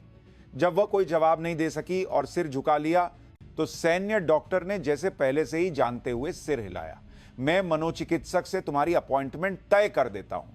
यह बिल्कुल इसलिए नहीं है कि तुम कमजोर हो, इतनी भयानक घटना के बाद किसी के भी साथ ऐसा हो सकता है। यह एक स्वाभाविक प्रतिक्रिया है। किसी विशेषज्ञ की मदद से मन में जमी हुई गांठों को खोलना महत्वपूर्ण है। उसके शब्दों में कोई पूर्वाग्रह या दोष नहीं था, केवल एक इंसान के दर्द को समझने और उसकी मदद करने की सच्ची भावना थी। उस रात हवलदार प्रिया शर्मा अस्पताल के बिस्तर पर लेटकर सोने की कोशिश कर रही थी। शुरुआत में उसे वही जानी पहचानी चिंता ने घेर लिया। दरवाजे के बाहर हल्की सी भी आवाज होने पर उसका दिल धड़क उठता था, लेकिन जैसे जैसे समय बीतता गया उसे धीरे धीरे यह एहसास होने लगा कि यह जगह पूरी तरह से सुरक्षित है। यहां कोई उसे धमकाने वाला नहीं था, कोई उस पर नजर रखने वाला नहीं था, केवल शांति और सुकून था। कितना समय बीता होगा, वह अनजाने में ही गहरी नींद में सो गई। उसने कोई बुरा सपना भी नहीं देखा। कई महीनों में पहली बार वह सुबह सूरज निकलने तक एक बार भी बिना जागे सोई। सुबह जब उसकी आंख खुली तो बाहर उजाला हो चुका था। उसे लगा जैसे रात भर अकड़ा हुआ शरीर थोड़ा ढीला पड़ गया हो। नर्सिंग ऑफिसर जो सुबह का नाश्ता लाई थी उसमें पतली दाल और कुछ सब्जियां ही थी, लेकिन उसे बहुत समय बाद खाने में स्वाद आया। उसने बहुत धीरे धीरे खाना चबाकर निकला। उसका अस्पताल का जीवन इस तरह शुरू हुआ। वह हर दिन तय समय पर दवा लेती, घावों का इलाज करवाती और पौष्टिक भोजन करती। दोपहर में वह मनोचिकित्सक से परामर्श लेती और अपने गहरे घावों और भावनाओं को, जिन्हें वह अब तक जुबान पर नहीं ला पाई थी, एक एक करके बताना शुरू किया। मनोचिकित्सक ने उसकी बातें चुपचाप सुनी और उसकी भावनाओं को वैसे ही स्वीकार किया जैसी वे थी। कुछ न करना और बस आराम करना, यही उसका एकमात्र काम था। शुरुआत में उसे यह समय अजीब और बेचैन करने वाला लगा, लेकिन धीरे धीरे उसे इसकी आदत हो गई। धूप वाले दिनों में वह अस्पताल के छोटे से बगीचे में टहलती, किताबें पढ़ती या बिना कुछ सोचे खिड़की से बाहर देखती रहती। उस समय में हवलदार प्रिया शर्मा धीरे धीरे खुद को वापस पा रही थी। उसके चोटिल चेहरे की सूजन कम हो गई और घाव भरने लगे, लेकिन इससे भी महत्वपूर्ण बदलाव उसके अंदर हो रहा था। उसका जमा हुआ दिल जैसे धूप में पिघल रहा हो, धीरे धीरे खुलने लगा था। भले ही यह बहुत ही धुंधली और छोटी सी रोशनी थी, लेकिन उसकी लंबी और अंधेरी सुरंग के अंत में आखिरकार एक किरण दिखाई देने लगी थी। यह उपचार की शुरुआत का संकेत था और एक नए जीवन की ओर पहला कदम था। मिलिट्री पुलिस के बेसमेंट में स्थित पूछताछ कक्ष ठंडी और सूखी हवा से भरा था। साउंड प्रूफ मोटी दीवारें और बिना किसी सजावट का गृह स्थान वहां मौजूद व्यक्ति के मनोविज्ञान को स्वाभाविक रूप से दबा देता था। नायब सूबेदार सुनीता सिंह और सूबेदार मंजू राणा को अलग अलग पूछताछ कक्षों में अलग अलग रखा गया और मिलिट्री पुलिस की औपचारिक जांच शुरू हुई। पहले नायब सूबेदार सुनीता सिंह से पूछताछ की गई। वह एकांत कोठरी में एक रात बिताने के बाद पूरी तरह से बदल गई थी। गिरफ्तारी के समय का उसका घमंड कहीं नहीं था और वह अत्यधिक डर और चिंता से कांप रही थी। हथकड़ी हटने के बाद उसकी कलाई पर लाल निशान साफ दिख रहे थे। वह पूछताछ कक्ष की कुर्सी पर बैठकर भी लगातार चारों ओर देख रही थी और बेचैन थी। पूछताछ का जिम्मा अनुभवी इन्वेस्टिगेशन हेड ने संभाला था। वह सुनीता के सामने बैठकर बिना कुछ कहे बस उसे देखता रहा। यह खामोशी किसी भी चीख से ज्यादा दबाव डाल रही थी। जैसे जैसे समय बीतता गया, सुनीता का चेहरा सफेद पड़ता गया। अंत में इन्वेस्टिगेशन हेड ने मुंह खोला। नायब सूबेदार सुनीता सिंह, बोर्ड, क्या तुम अपने ऊपर लगे आरोपों को स्वीकार करती हो? सुनीता ने कांपते होंठों से बमुश्किल जवाब दिया, मैं तो बस उसे अनुशासन सिखाना चाहती थी। हवलदार प्रिया शर्मा बहुत लापरवाह थी, इसीलिए उसकी आवाज दबी हुई थी और बहानों से भरी थी। इन्वेस्टिगेशन हेड ने उसकी बात बीच में ही काट दी। अनुशासन, किसी का चेहरा ऐसा बना देना और रात में बुलाकर गालियां देना और मारना, क्या इसी को तुम लोग अनुशासन कहते हो? यह अनुशासन नहीं, अपराध है। इन्वेस्टिगेशन हेड ने मेज पर कुछ तस्वीरें फेंकी। ये मिलिट्री अस्पताल में खींची गई हवलदार प्रिया शर्मा के घावों की तस्वीरें थीं। नीले काले पड़े चेहरे, फटे होंठ, बाहों और पीठ पर बचे निशान। सुनीता ने उन तस्वीरों को देखते ही सांस रोक ली और मुंह फेर लिया। उसमें अपने द्वारा की गई हिंसा के परिणाम का सामना करने की हिम्मत नहीं थी। अब भी कुछ कहना है? यह स्पष्ट रूप से विशेष हमला है। यह तुमने अकेले नहीं किया है ना, सूबेदार मंजू राणा के साथ मिलकर किया। सुनीता ने जवाब देने के बजाय सिर झुकाकर सिसकना शुरू कर दिया। उसका रोना पश्चाताप के आंसू से ज्यादा अपनी बर्बाद स्थिति पर आत्मदया जैसा था। मैंने गलती की, बस एक बार माफ कर दीजिए। इन्वेस्टिगेशन हेड ने ठंडे स्वर में कहा, माफी पीड़ित से मांगो और कानून की सजा पाने के बाद भी देर नहीं होगी। उसने मान लिया कि सुनीता मनोवैज्ञानिक रूप से पूरी तरह से टूट चुकी है। अब से ठोस तथ्यों का पता लगाना महत्वपूर्ण था। उसने तेजी से पूछताछ शुरू कर दी। हमला कब शुरू हुआ, हमले के तरीके और स्थान और अपराध का मकसद। सुनीता ने पहले तो यह कहकर जिम्मेदारी से बचने की कोशिश की कि सूबेदार मंजू राणा ने ही सब कुछ शुरू किया था और उसे मजबूरी में उसका साथ देना पड़ा। लेकिन जब इन्वेस्टिगेशन हेड ने जब्त किए गए मोबाइल फोन से मिले उन संदेशों को सबूत बाद के तौर पर पेश किया जिनमें दोनों ने हवलदार प्रिया शर्मा का मजाक उड़ाया था, तो उसका झूठ जल्द ही पकड़ा गया। अंत में उसने सब कुछ कबूल करना शुरू कर दिया। हवलदार प्रिया शर्मा का हंसमुख और मिलनसार स्वभाव उसे शुरू से ही पसंद नहीं था और उसका अपना कम आत्मसम्मान और ईर्ष्या एक विकृत तरीके से सामने आई थी। उसका बयान बेहद स्वार्थी और छोटा था। इस बीच दूसरे पूछताछ कक्ष में सूबेदार मंजू राणा का रवैया सुनीता से बिल्कुल अलग था। वह अभी भी अकड़कर बैठी थी और पूछताछ करने वाले को घूरते हुए आरोपों से साफ इनकार कर रही थी। मैंने उसे कभी नहीं मारा। वह ट्रेनिंग के दौरान खुद गिर गई थी और अब मुझ पर इल्जाम लगा रही है। कोई सबूत है? उससे पूछताछ कर रहे युवा जांच अधिकारी ने कहा, सबूत तो अब हम बना लेंगे। पहले से ही बहुत सारे परिस्थितिजन्य सबूत और गवाह मिल चुके हैं और तुम्हारी साथी नायब सूबेदार सुनीता सिंह अभी बगल के कमरे में सब कुछ कबूल कर रही है। मंजू की आंखों में एक पल के लिए हलचल हुई, लेकिन उसने शांत रहने का नाटक करते हुए उपहास किया। वो क्या जानती है, खुद को बचाने के लिए झूठ बोल रही होगी। लेकिन उसका दिखावा ज्यादा देर नहीं चला। जांच अधिकारी ने उसकी एक अप्रत्याशित कमजोरी पर वार किया। लगता है हवलदार प्रिया शर्मा से पहले भी ऐसा कुछ हुआ था। पिछले साल मेडिकल ग्राउंड पर रिटायर हुई हवलदार कीर्ति कुमारी याद है? उस समय भी यूनिट में अनबन की बहुत चर्चा थी। हम सोच रहे हैं कि उस हवलदार कीर्ति से फिर से मिलकर बात करें। यह सुनते ही मंजू का चेहरा एक पल के लिए सख्त हो गया। हवलदार कीर्ति हवलदार प्रिया शर्मा से पहले की पीड़ित थी, जिसे वह लगातार परेशान करती थी। अंत में वह सहन नहीं कर सकी और उसने अपनी सैन्य सेवा छोड़ दी थी। अगर वह भी गवाही दे देती तो उसे एक आदतन अपराधी के रूप में और भी कड़ी सजा मिलती। और यह भी खबर मिली है कि तुम यूनिट का तेल चुराकर अपनी निजी गाड़ी में डालती थी। इसकी भी जांच करनी होगी। यह निर्णायक वार था। हमले के आरोप से वह शायद किसी तरह बच जाती, लेकिन सैन्य संपत्ति की चोरी एक ऐसा अपराध था जिसका ठोस सबूत होता है। उसका चेहरा सफेद और फिर नीला पड़ गया। उसे लगा जैसे उसने जो कुछ भी बनाया था वह ढह है। अंत में सूबेदार मंजू राणा भी टूट गई। वह और आरोपों से इनकार नहीं कर सकी और सब कुछ स्वीकार कर लिया। लेकिन उसमें जरा भी पश्चाताप नहीं था। वह अंत तक यह कहकर जिम्मेदारी टालती रही कि हवलदार प्रिया शर्मा ने ही उसे उकसाया था और अपनी दुर्भाग्यपूर्ण स्थिति पर विलाप करती रही। दोनों से पूछताछ देर रात तक चलती रही। उनके मुंह से निकले बयानों ने यूनिट के अंदर हुए घिनौने अपराधों की पूरी सच्चाई को उजागर कर दिया। ईर्ष्याहीन भावना और विकृत सत्ता की भूख से बने राक्षस। वे वर्दी पहनने के लायक नहीं थे, केवल नीच अपराधी थे। जब पूछताछ खत्म हुई तो वे पूरी तरह से थक चुके थे और मिलिट्री पुलिस द्वारा उन्हें फिर से ठंडी एकांत कोठरी में ले जाया गया। अब उनके लिए केवल कानून का कठोर न्याय ही इंतजार कर रहा था। मिलिट्री पुलिस की पूरी जांच ने गरुड़ ब्रिगेड के सबसे गहरे छिपे हुए फोड़े को फोड़ दिया। शुरुआत में चुप रहने वाले यूनिट के सदस्यों ने जब यह देखा कि नायब सूबेदार सुनीता सिंह और सूबेदार मंजू राणा को गिरफ्तार कर लिया गया है और मिलिट्री पुलिस की जांच कोई दिखावा नहीं है, तो एक एक करके हिम्मत करके मुंह खोलने लगे। उनकी गवाही पहेली के टुकड़ों की तरह जुड़कर यूनिट में फैले भ्रष्टाचार की एक विशाल तस्वीर को पूरा कर रही थी। सबसे पहले महत्वपूर्ण गवाही हवलदार प्रिया शर्मा के साथ एक ही बैरक में रहने वाली एक साथी महिला सैनिक ने दी। वह शदीद अपराधबोध से पीड़ित थी और अंत में उसने सब कुछ उगल दिया। मैंने लगभग हर रात हवलदार प्रिया शर्मा को बुलाकर पीटे जाने की आवाजें सुनी। शुरुआत में मैं उसे रोकना चाहती थी, लेकिन मुझे डर था कि मेरे साथ भी वैसा ही होगा, इसीलिए मैंने अनजान बनने का नाटक किया। नायब सूबेदार सिंह और सूबेदार राणा ने हमें धमकी दी थी कि अगर हम प्रिया के साथ घुलेंगे मिलेंगे तो वे हमें भी वैसा ही बना देंगी। उसने रोते हुए बताया कि हवलदार प्रिया शर्मा को कैसे अलग थलग किया गया था।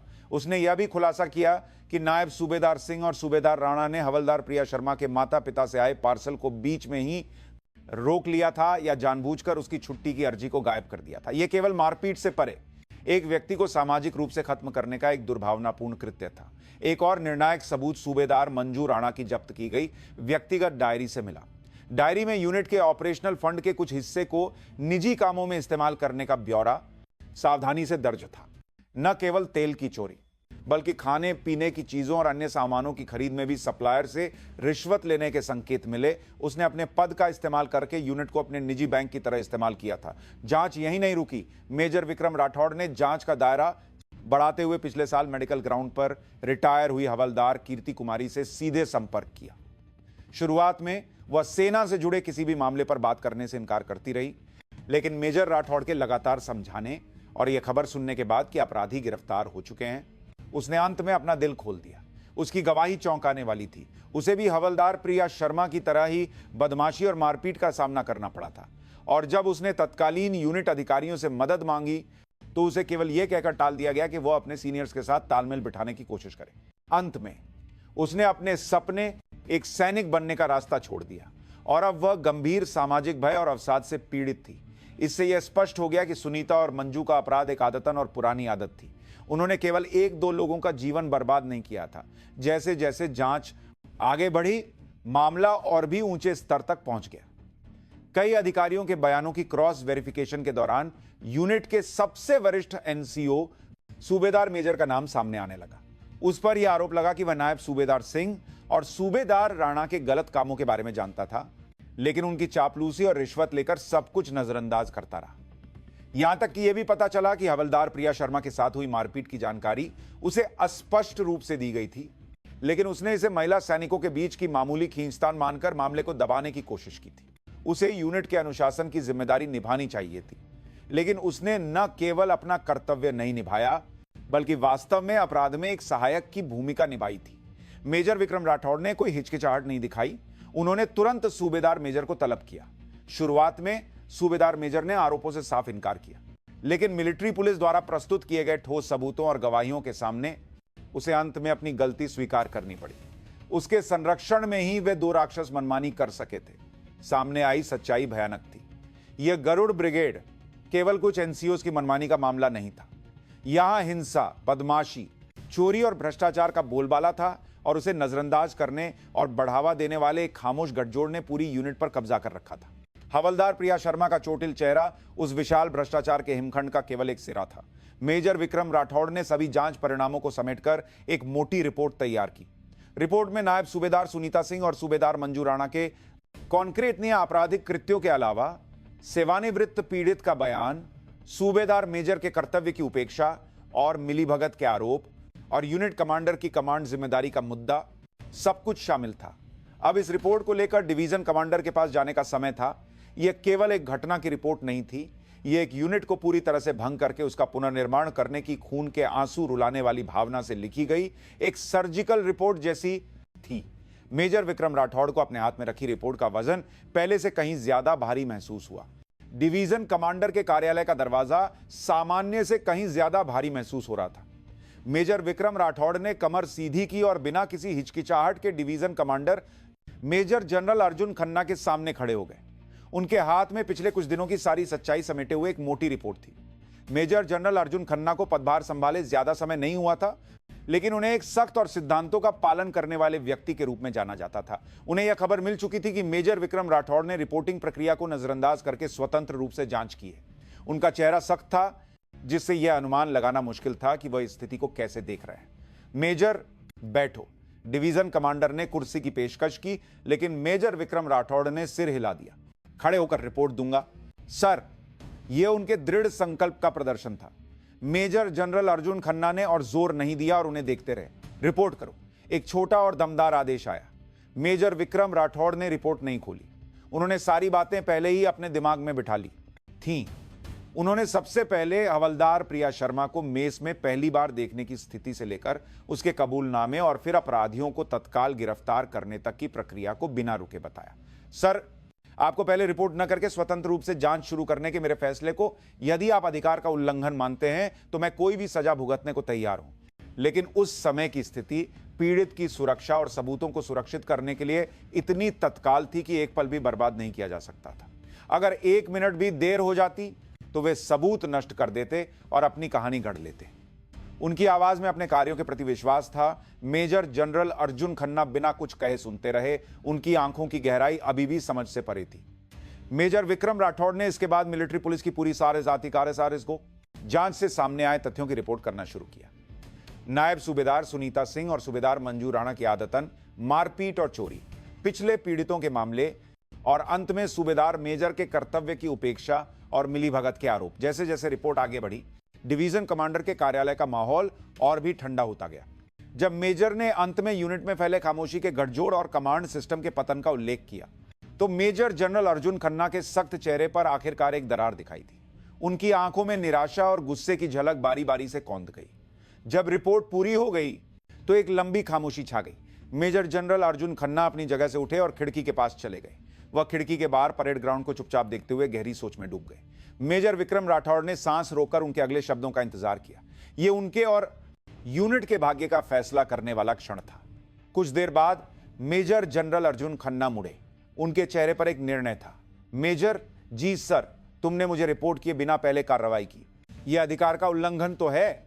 डिवीजन कमांडर के शब्दों पर मेजर विक्रम राठौड़ ने अपने होंठ कस लिए। लेकिन तुम्हारे उस अधिकार के उल्लंघन ने मेरी डिवीजन को बचा लिया। यह एक अप्रत्याशित बात थी। मेजर विक्रम राठौड़ को एक पल के लिए अपने कानों पर विश्वास नहीं हुआ। मेजर जनरल अर्जुन खन्ना वापस अपनी कुर्सी पर आकर बैठ गए। उनकी आंखें अब स्पष्ट थीं। ये गुस्से और दृढ़ संकल्प की आंखें थीं। मेरे आंख और कान बनने वाले मेरे स्टाफ और कमांडरों, सबके सब अंधे और बहरे निकले। मेरी यूनिट के अंदर एक युवा सैनिक मर रही थी और सड़ान फैल रही थी और मैं अकेला ही अनजान था। यह तथ्य मुझे शर्मिंदा और गुस्सा दिला रहा है। उन्होंने अपनी मुट्ठी से मेज पर हल्के से मारा। मेजर, तुम्हारा फैसला सही था, तेज और सटीक। अगर तुमने इस मामले की रिपोर्ट औपचारिक प्रक्रिया से की होती तो निश्चित रूप से कुछ लोग इसे जो हुआ सो हुआ कहकर दबाने की कोशिश करते और सच्चाई को छोटा करके तोड़ मरोड़ दिया जाता। तुम्हारे उस अधिकार के उल्लंघन की वजह से हमें उस सड़े हुए घाव को जड़ से उखाड़ने का मौका मिला है। डिवीजन कमांडर ने रिपोर्ट को अपनी ओर खींचा। इस रिपोर्ट में लिखे सभी संबंधित व्यक्ति, एक भी नहीं छूटेगा। सबको तुरंत पद से हटाओ और औपचारिक रूप से अनुशासनात्मक समिति के सामने पेश करो। सूबेदार मेजर तो क्या, 27वीं ब्रिगेड के कमांडर और बटालियन कमांडर तक की कमांड जिम्मेदारी की कड़ी जांच होगी। किसी को बचाने या नरमी बरतने का सवाल ही नहीं उठता। मैं अपनी डिवीजन में ऐसा होने की इजाजत नहीं दे सकता। उन्होंने मेजर विक्रम राठौड़ को सीधे देखते हुए कहा, और यह जांच तुम ही अंत तक संभालोगे। बाहर से कोई भी दबाव या सिफारिश आए, बिल्कुल मत हिलना। हर ढाल में बनूंगा। जिन लोगों ने सैनिक के सम्मान को कलंकित किया है, उन्हें दिखा दो कि कानून कितना डरावना होता है। यह पूर्ण विश्वास का संकेत था। मेजर विक्रम राठौड़ को अनजाने में ही अपना सीना गर्व से भरता हुआ महसूस हुआ। उन्होंने गहरा झुककर सलाम किया। याद रखूंगा सर। डिवीजन कमांडर के कार्यालय से बाहर निकलते समय मेजर विक्रम राठौड़ के कदम अंदर जाने की तुलना में बहुत हल्के थे। अब वह अकेला नहीं था। उसे न्याय स्थापित करने की दृढ़ इच्छा वाले डिवीजन कमांडर का मजबूत समर्थन मिल गया था। अब केवल इस घिनौने अपराध में शामिल सभी लोगों को उनकी उचित सजा दिलानी थी। सच्चाई की ओर उसकी तलवार और भी तेज और बेधड़क हो जाएगी। मिलिट्री अस्पताल में इलाज खत्म होने के बाद हवलदार प्रिया शर्मा को 1 महीने की विशेष छुट्टी दी गई। यह मेजर विक्रम राठौड़ और मेजर जनरल अर्जुन खन्ना की विशेष कृपा थी। यह उसे यूनिट में वापस आने से पहले अपने शरीर और मन को ठीक करने के लिए पर्याप्त समय देने के लिए था। छुट्टी के पहले दिन वर्दी उतारकर सादे कपड़ों में वह बस से अपने घर की ओर चली गई। खिड़की के बाहर तेजी से गुजरते दृश्यों को देखते हुए उसे पिछले कुछ महीनों की घटनाएं एक भयानक बुरे सपने की तरह लग रही थी। कुछ समय पहले तक उसने सोचा भी नहीं था कि वह फिर से इस सामान्य जीवन का आनंद ले पाएगी। बहुत समय बाद घर लौटना हमेशा की तरह गर्मजोशी से भरा था। उसके माता पिता ने अपनी बेटी के चेहरे पर बचे हल्के चोट के निशान और कमजोर शरीर को देखकर बिना कुछ पूछे उसे कसकर गले लगा लिया। हवलदार प्रिया शर्मा अपने माता पिता की गोद में लिपटकर रो पड़ी। ये अब अन्याय और दुख के आंसू नहीं थे। ये जीवित लौट आने की राहत और अपने इंतजार में बैठे परिवार के प्रति कृतज्ञता के आंसू थे। छुट्टी के दौरान हवलदार प्रिया शर्मा ने अपने खोए हुए आत्मविश्वास को फिर से पाने की कोशिश की। वह सुबह जल्दी उठकर पड़ोस में टहलती, मां के हाथ का बना गर्म खाना खाती और दोस्तों से मिलकर पुरानी बातें करती। शुरुआत में यह अजीब और असहज था। उसे डर था कि कोई उसके घावों को पहचान लेगा या सेना की बातें करेगा, लेकिन दोस्तों ने उससे कोई सवाल नहीं पूछा। उन्होंने बस उसे पहले की तरह ही सहजता से अपनाया। वह उस सामान्य जीवन में धीरे धीरे ठीक हो रही थी। अब उसे बुरे सपने नहीं आते थे और रात में नींद टूटने की समस्या भी कम हो गई थी। लेकिन मन में गहरे बसे घाव आसानी से नहीं भर रहे थे। कभी कभी उसे नायब सूबेदार सुनीता सिंह और सूबेदार मंजू राणा की आवाजें सुनाई देती थीं और उस समय का डर फिर से जाग उठता था और सांस रुक जाती थी। ऐसे समय में वह मनोचिकित्सक द्वारा बताए गए सांस लेने के व्यायाम करती और खुद को समझाती, कोई बात नहीं, सब खत्म हो गया है, मैं अब सुरक्षित हूं। जब छुट्टी आधी बीत गई तो उसे एक महत्वपूर्ण निर्णय लेना था। क्या वह सेना में वापस जाएगी या यहीं से सेवानिवृत्ति ले लेगी? उसके माता पिता चाहते थे कि उनकी बेटी और दुख न झेले, इसलिए उन्होंने उसे सेवानिवृत्ति लेने की सलाह दी। उसे भी उन भयानक यादों के कारण फिर से वर्दी पहनने का आत्मविश्वास नहीं था। कई दिनों तक सोचने के बाद एक रात वो अपने कमरे में बैठकर एक पुरानी एल्बम देखने लगी। एल्बम में उसकी कमीशनिंग सेरेमनी की तस्वीरें थीं। माता पिता के साथ गर्व से मुस्कुराती हुई एक होनहार हवलदार प्रिया शर्मा की तस्वीर। बचपन से ही उसका सपना एक सैनिक बनना था। देश की रक्षा करना और वर्दी में खुद को देखना उसे हमेशा गर्व महसूस कराता था। क्या उसे सिर्फ 2 घटिया लोगों के कारण अपना सपना छोड़ देना चाहिए? अगर वह इस तरह भागकर सेना छोड़ देती तो उसे लगता कि वह जीवन भर एक हारी हुई इंसान बनकर जिएगी। तभी उसे मेजर विक्रम राठौड़ के आखिरी शब्द याद आए, यह बिल्कुल तुम्हारी गलती नहीं है, एक भी नहीं। हां, गलती मेरी नहीं थी। मुझे क्यों भागना चाहिए? भागना तो उन्हें चाहिए। उस रात उसने अपना फैसला कर लिया, वह सेना में वापस जाएगी, लेकिन पहले की कमजोर प्रिया बनकर नहीं, एक मजबूत और दृढ़ रूप में अपनी जगह वापस लेगी। और भविष्य में अगर कोई जूनियर पीड़ित होता है तो वह उसे कभी नजरअंदाज नहीं करेगी, बल्कि उसका हाथ थामने वाली सीनियर बनेगी। छुट्टी के आखिरी दिन उसने अपने छोटे बालों को और भी छोटा कटवा लिया। आईने के सामने खड़ी उसकी छवि पहले से कहीं ज्यादा मजबूत और दृढ़ संकल्प वाली लग रही थी। चेहरे पर चोट के निशान लगभग गायब हो गए थे, लेकिन उसकी आंखों में एक अमिट घाव के निशान और उसे जीतने की ताकत दोनों एक साथ थे। उसने अपना सामान पैक किया। अब वापस जाने का समय था। अगर वह कहती कि उसे डर नहीं लग रहा तो यह झूठ होता, लेकिन उसने अब और न भागने का फैसला कर लिया था। उसके सामने एक नया रास्ता था। घावों और दर्द से भरे अतीत को पीछे छोड़कर अपनी ताकत से बनाने वाला एक नया रास्ता। जिस समय हवलदार प्रिया शर्मा शांतिपूर्ण छुट्टी बिताकर अपने घावों को भर रही थी, उसे नरक में धकेलने वाले अपराधी ठंडी हकीकत में अपने किए गए पापों की कीमत चुका रहे थे। मिलिट्री पुलिस की जांच पूरी होने के बाद मामला सैन्य अभियोजन को सौंप दिया गया। नायब सूबेदार सुनीता सिंह और सूबेदार मंजू राणा को गिरफ्तार अवस्था में ही मुकदमे का सामना करना पड़ा। उनके आरोप केवल हमले तक सीमित नहीं रहे, बल्कि सबूतों और गवाहियों के माध्यम से और भी गंभीर हो गए। विशेष हमला, आदतन क्रूरता, पद का दुरुपयोग और सूबेदार मंजू राणा के मामले में सैन्य संपत्ति की चोरी का आरोप भी जोड़ा गया। मुकदमे के दौरान सेना के भीतर इस मामले की अफवाहें फैल गईं। शुरुआत में कुछ लोग अपराधियों का पक्ष ले रहे थे या ये कह रहे थे कि हवलदार प्रिया शर्मा में भी कोई समस्या होगी, लेकिन जब मिलिट्री पुलिस की जांच के परिणाम और पिछले पीड़ित की गवाही सामने आई तो सब चुप हो गए। जनमत पूरी तरह से बदल गया। वे अब सहानुभूति के पात्र नहीं थे, बल्कि सेना के सम्मान को धूमिल करने वाले बेशर्म अपराधी माने जाने लगे। अदालत में खड़े दोनों लोग दयनीय लग रहे थे। कैदियों के कपड़े पहने, थके हुए चेहरे के साथ कटघरे में बैठे उनके रूप में अतीत के घमंडी और बेधड़क रवैये का कोई निशान नहीं था। उन्होंने वकीलों के माध्यम से किसी भी तरह अपनी सजा कम करवाने की कोशिश की। उन्होंने मानसिक अस्थिरता का दावा किया या कहा कि यह एक आकस्मिक आजय नहीं, अपराध था।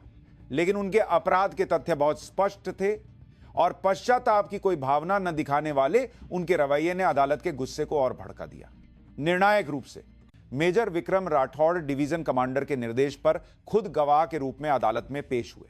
उन्होंने जो कुछ देखा और जांच की, उसके आधार पर उन्होंने जोर देकर कहा कि यह मामला सेना के भीतर कभी भी स्वीकार न किया जा सकने वाला एक अमानवीय अपराध है। उनकी गवाही ने मुकदमे की दिशा तय कर दी। अंत में फैसले के दिन न्यायाधीश ने गंभीर आवाज में फैसला सुनाया। अभियुक्त सुनीता सिंह और मंजू राणा ने एक सैनिक के रूप में अपने कर्तव्य को भूलकर एक वरिष्ठ के पद का दुरुपयोग करके एक जूनियर पर आदतन हमला और क्रूरता की है। यह न केवल पीड़ित को असहनीय शारीरिक और मानसिक पीड़ा पहुंचाता है, बल्कि सेना की एकता और अनुशासन को भी गंभीर रूप से कमजोर करता है। इसलिए यह एक बहुत ही गंभीर अपराध है। न्यायाधीश ने दोनों को कारावास की सजा सुनाई, सैन्य जेल में कैद। यह एक सैनिक के लिए सबसे बड़े अपमानों में से एक था। कारावास की सजा के साथ उन्हें सेना से बर्खास्त कर दिया गया। अब वे सैनिक नहीं थे, लेकिन उनके पापों की सजा यहीं खत्म नहीं हुई। मेजर जनरल अर्जुन खन्ना ने मेजर विक्रम राठौड़ की रिपोर्ट और सिफारिश को स्वीकार करते हुए जेल की सजा के अलावा सेना के भीतर एक अलग अनुशासनात्मक कार्रवाई का फैसला किया। फैसले की पुष्टि होने के बाद दोनों को सैन्य जेल भेजे जाने से पहले 1 महीने के लिए मिलिट्री पुलिस की कोठरी में अलग थलग रखा गया। यह डिवीजन कमांडर की इच्छा थी कि वे हवलदार प्रिया शर्मा को दी गई पीड़ा का थोड़ा सा अनुभव करें। एक तंग और ठंडी कोठरी में बंद उन्हें अपने अतीत को याद करते हुए निराशाजनक समय बिताना पड़ा। 1 महीने की कोठरी की सजा खत्म होने के बाद उन्हें बर्खास्त कर दिया गया और अपमानजनक तरीके से उनकी वर्दी उतार दी गई। समाज में उनका इंतजार ठंडी नजरें और एक अपराधी का ठप्पा कर रहा था। और मेजर जनरल अर्जुन खन्ना ने वादे के मुताबिक मामले को नजरअंदाज करने वाले सूबेदार मेजर और संबंधित यूनिट के कमांडिंग अधिकारियों से भी कड़ी जवाबदेही ली। सूबेदार मेजर को जबरन सेवानिवृत्त कर दिया गया और गरुड़ ब्रिगेड के ब्रिगेडियर और बटालियन कमांडर को पद से हटाकर कड़ी अनुशासनात्मक कार्रवाई की गई। यूनिट को लगभग भंग करने के स्तर पर पुनर्गठित किया गया। यह भ्रष्टाचार की श्रृंखला को तोड़ने के लिए एक कड़ा कदम था। पाप करने वालों को उनकी उचित सजा मिली। उन्होंने जो अनुचित शक्ति का आनंद लिया था वह एक मृगतृष्णा की तरह गायब हो गई और उसकी जगह केवल एक अमिट कलंक और पश्चाताप ही बचा। यह साबित करने का क्षण था कि न्याय भले ही देर से आए, लेकिन आता जरूर है। अब यूनिट में एक नई व्यवस्था और आशा के अंकुर फूटने के लिए तैयार थे। 1 महीने की छुट्टी के बाद हवलदार प्रिया शर्मा यूनिट में वापस आई। वह अब उस बुरे सपने जैसी 27वीं ब्रिगेड में नहीं जा रही थी। डिवीजन कमांडर के विशेष निर्देश पर उसे डिवीजन के सीधे नियंत्रण वाली एक आदर्श यूनिट में नया पद दिया गया था। यह वह जगह थी जिसकी मेजर विक्रम राठौड़ ने व्यक्तिगत रूप से सिफारिश की थी। जब वह नई यूनिट के मुख्य द्वार पर खड़ी हुई तो उसके मन में डर और उत्साह का मिश्रण था। क्या मैं फिर से अच्छा कर पाऊंगी? लोग मुझे कैसे देखेंगे? लेकिन उसने गहरी सांस ली और दृढ़ संकल्प के साथ गेट पार किया। उसका सबसे पहले स्वागत नई यूनिट के कमांडर ने किया। उन्होंने एक दयालु मुस्कान के साथ उससे हाथ मिलाते हुए कहा, हवलदार प्रिया शर्मा, रास्ते में कोई परेशानी तो नहीं हुई? हमारी यूनिट में तुम्हारा बहुत बहुत स्वागत है। पिछली बातें सब भूल जाओ और यहां से एक नई शुरुआत करो। कोई भी मुश्किल हो तो कभी भी मेरे पास आ जाना। उनके गर्मजोशी भरे स्वागत से हवलदार प्रिया शर्मा के मन का डर कुछ कम हो गया। उसे गाइड करने वाली वरिष्ठ महिला एनसीओ भी बहुत दयालु थी। उसने हवलदार प्रिया शर्मा के अतीत के बारे में कुछ नहीं पूछा और जैसे कुछ हुआ ही ना हो, उसे यूनिट की सुविधाओं और काम के बारे में धीरे धीरे समझाया। बेशक सब कुछ इतना आसान नहीं था। उसके तबादले की अफवाहें यूनिट में कुछ हद तक फैल चुकी थी और कुछ लोग उसे जिज्ञासा भरी या सहानुभूति भरी नजरों से देख रहे थे, लेकिन किसी ने भी उसके सामने खुलकर कुछ नहीं कहा या उसे असहज महसूस नहीं कराया। यह डिवीजन कमांडर और नई यूनिट के कमांडरों के सख्त आदेश के कारण भी था, लेकिन यह उसके अपने व्यक्तित्व से निकलने वाली मजबूती के कारण भी था। वह अब डरती या सिकुड़ती नहीं थी। वह किसी की भी आंखों से आंखें मिलाकर पहले सलाम करती और अभिवादन करती। उसने चुपचाप अपने काम को पूरी लगन से किया। शुरुआत में काम में ढलना आसान नहीं था, लेकिन अपनी स्वाभाविक ईमानदारी और मेहनत से उसने जल्द ही अपने साथियों का सम्मान जीतना शुरू कर दिया। वह खाली समय में अपने साथियों के साथ स्वाभाविक रूप से घुल मिल जाती और कभी कभी मजाक करके हंसती भी। बहुत धीरे धीरे वह एक सामान्य सैनिक प्रिया शर्मा के जीवन को वापस पा रही थी। एक दिन दोपहर में यूनिट में उसकी मुलाकात अचानक मेजर विक्रम राठौड़ से हो गई। वह किसी दूसरे काम से यूनिट में आए थे। हवलदार प्रिया शर्मा ने उन्हें देखते ही दौड़कर एक सधी हुई मुद्रा में सलाम किया। जय हिंद सर। मेजर विक्रम राठौड़ ने एक नरम मुस्कान के साथ उसका सलाम स्वीकार किया। उन्होंने उसके खिले हुए चेहरे को देखते हुए पूछा, कैसा चल रहा है? जी सर, आपकी कृपा से सब ठीक है, हवलदार प्रिया शर्मा ने दिल से जवाब दिया। वह कुछ देर हिचकिचाई, फिर उनके सामने गहरा सिर झुकाया। सर, आपका बहुत बहुत धन्यवाद। मैं जीवन भर यह एहसान नहीं भूलूंगी। उसकी आवाज थोड़ी कांप रही थी। मेजर विक्रम राठौड़ ने बस उसके कंधे पर थपथ पाया। एक सैनिक का दूसरे सैनिक की मदद करना स्वाभाविक है। मुझे धन्यवाद देने की कोई जरूरत नहीं है। आगे अच्छी तरह से रहना ही मेरे लिए तुम्हारा जवाब होगा। वह यह कहकर अपने रास्ते चले गए। हवलदार प्रिया शर्मा तब तक वहीं खड़ी रही जब तक उनकी पीठ आंखों से ओझल नहीं होगी। उस शाम रोल कॉल के बाद हवलदार प्रिया शर्मा बैरक के आईने के सामने खड़ी हुई। आईने में उसकी सजी धजी वर्दी वाली छवि दिख रही थी। चेहरे पर चोट के निशान अब पूरी तरह से गायब हो गए थे, लेकिन उसकी आंखों में अब पहले जैसी भोली भाली और अनुभवहीन हवलदार की चमक नहीं थी। उसमें एक गहरे घाव को जीतने वाले व्यक्ति की ही मजबूत और परिपक्व चमक थी। उसने आईने में खुद को देखते हुए धीमी आवाज में संकल्प लिया, मैं बच गई और मैं आगे भी जीवित रहूंगी। और भी मजबूत और भी सीधी, लंबी सुरंग खत्म हो गई थी। उसके मजबूत सैन्य जूतों में अब आंसू नहीं भरते थे, बल्कि उनमें दर्द को हराकर उठ खड़े होने वाले का दृढ़ संकल्प और आशा भरी हुई थी। उसकी असली सैन्य जिंदगी शायद आज से ही शुरू हो रही थी।